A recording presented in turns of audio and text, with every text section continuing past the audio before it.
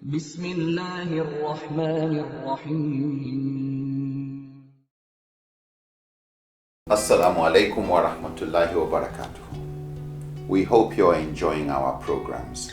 Since last Ramadan, with the help of Allah, the Islamic Education Trust and its supporters have, through the IET Media Productions, produced, aired and shared hundreds of high-quality videos on enlightenment about Islam to the Muslim community and the world at large. We have, alhamdulillah, been able to air topics to do with self-improvement, purification of the heart, spiritual growth, ethics, morality, family, parenting, marriage, child upbringing, issues surrounding self-improvement, financial literacy, better self-management, Islamic jurisprudence, and responses to common questions asked about Islam by Muslims, by non-Muslims, and also responding to Islamophobia and those who have a fear about Islam. For this work to continue and for it to be sustained, we need your support. If it is to become a sadaqatun jariyah, we would need all you can do to help us ensure that this good work continues to benefit humanity. As Allah says in the Quran, "In tansurullah yansurukum wa yuthabbit aqdamakum." If you help Allah, Allah will help you and He will make firm your steps. تنصروا الله ينصركم ويثبت أقدامكم. Viewers, Assalamu alaikum wa rahmatullahi wa barakatuhu. You are welcome to our program, Marriage and its Contemporary Realities. My name is Ibrahim Yahya, and in this episode today, which is episode 3, the third episode in the series, we would like to discuss about what makes marriage difficult nowadays.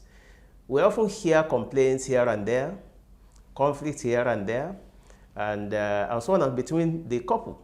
So we would like to look into this in detail within the available time and see what factors are responsible for this. What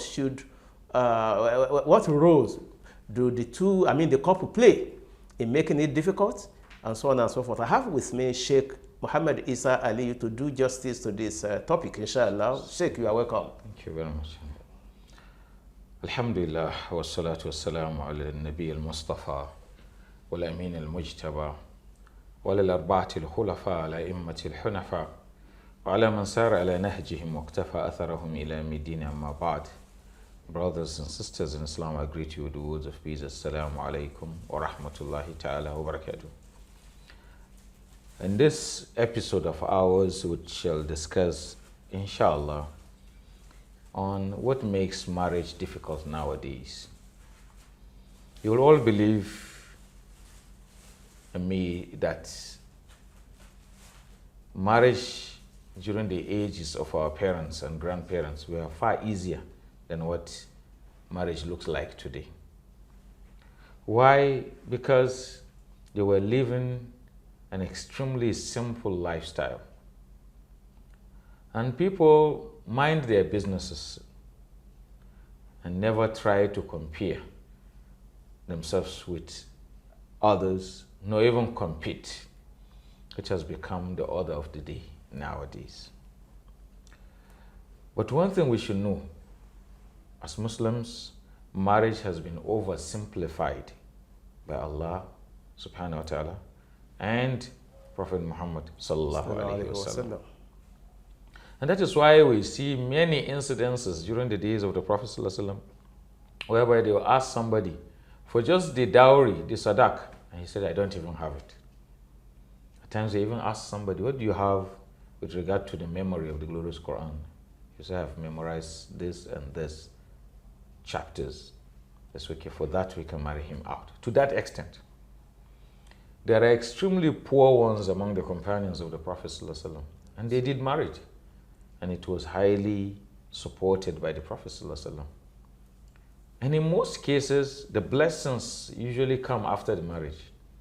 See, Allah makes them extremely rich and blesses the marriage. But nowadays, we try to set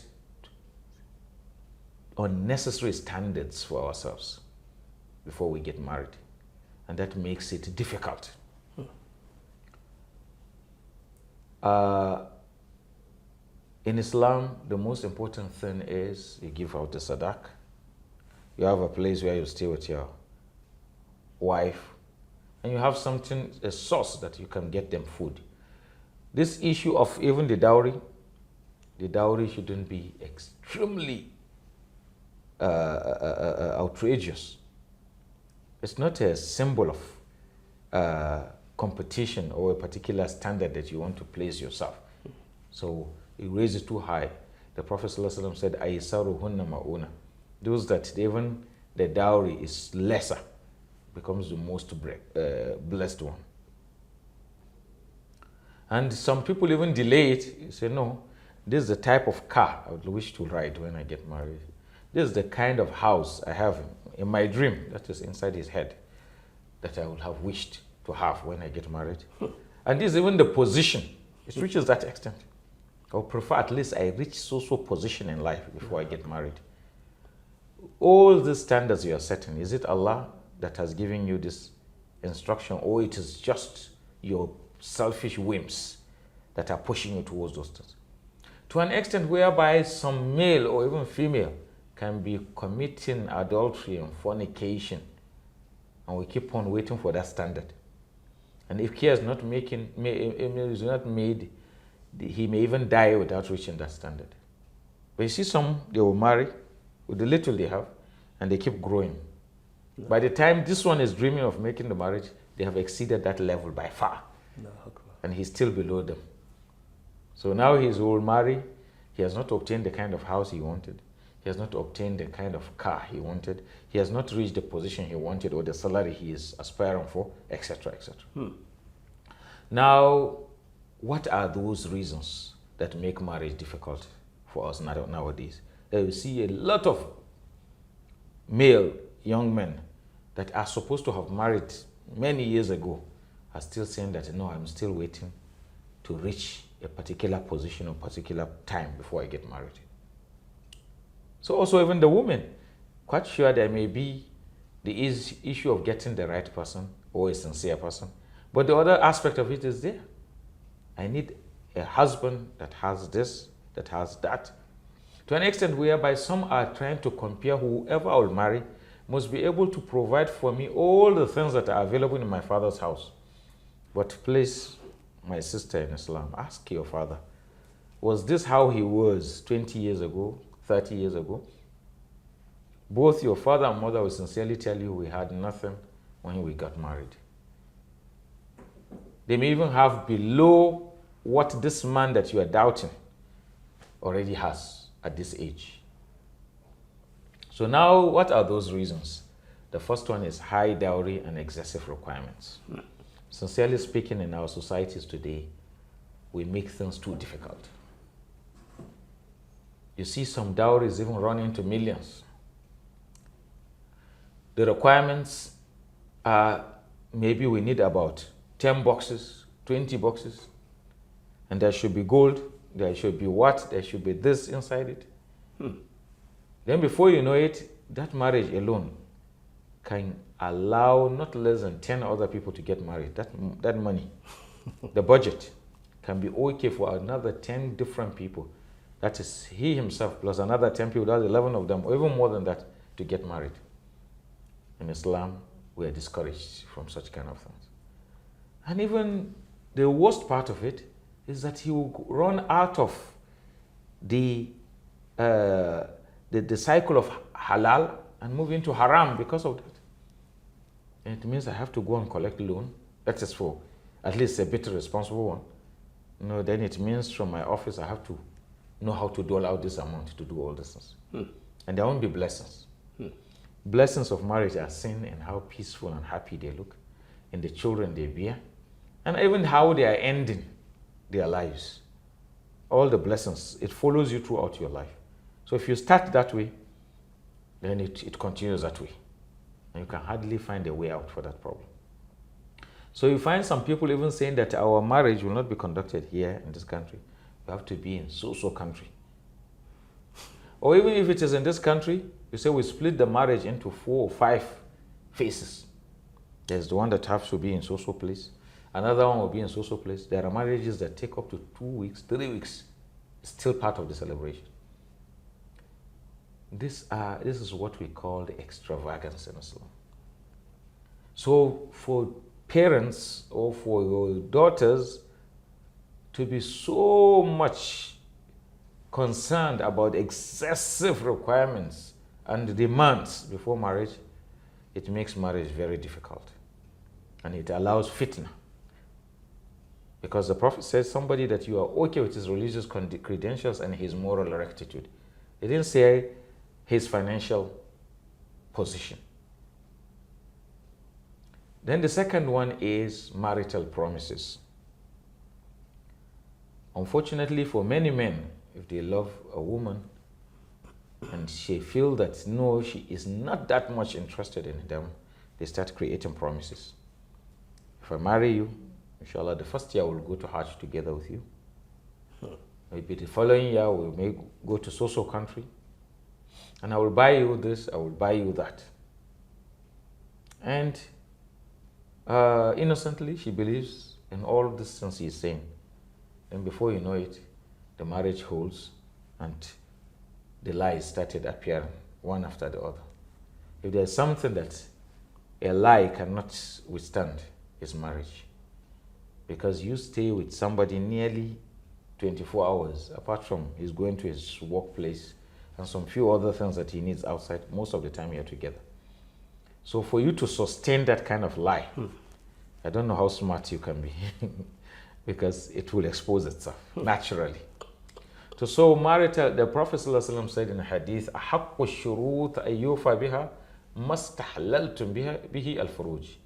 The most striking promises that you must fulfill is that one that is attached to marriage.